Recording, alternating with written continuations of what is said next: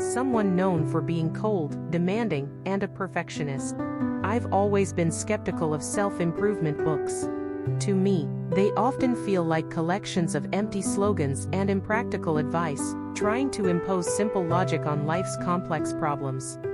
However, when I picked up The Let Them Theory by Mel Robbins, I was surprised to find myself deeply engaged. This book made me rethink the way I approach life and leadership. Let them be who they are. You focus on yourself. This is the core message of the book. When I first read this line, I felt a strong sense of discomfort. In my world, control is the foundation of success.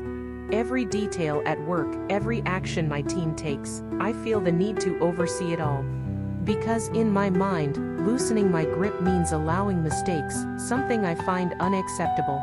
But Robbins' theory made me realize that my obsession with control might be the very thing fueling my exhaustion and anxiety.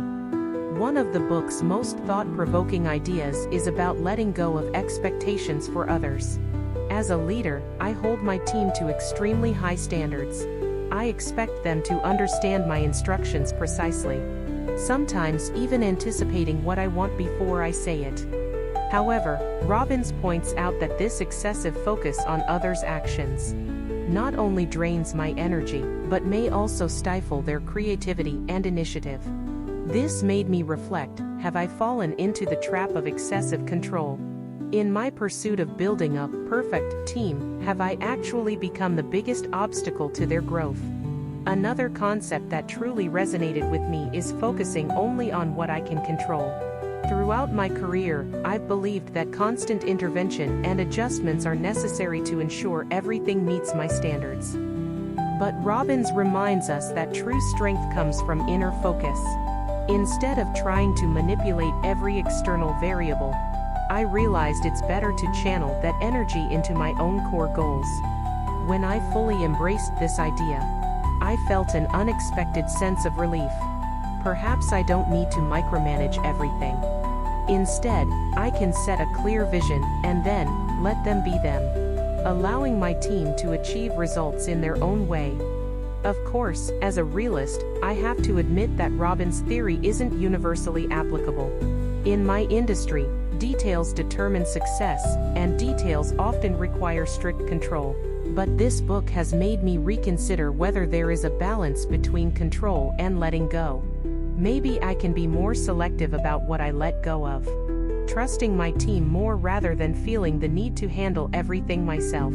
In fact, after trying to ease my grip slightly, I realized that those I once doubted were actually more capable than I had given them credit for.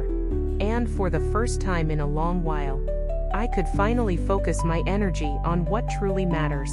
True freedom comes from letting go of the need to control others and external circumstances, and instead focusing on personal growth and goals. This is the greatest takeaway from the book for me. As someone who has spent years operating under high pressure, I understand just how valuable that kind of freedom is. So, dear reader, if you, like me, tend to want control over everything, perhaps you should give this book a try. It won't turn you into a completely different person, but it might, in a fleeting moment, encourage you to let go just a little. Take a deep breath and tell yourself, let them be them. I'll focus on myself. After all, even the coldest perfectionists need to relax sometimes.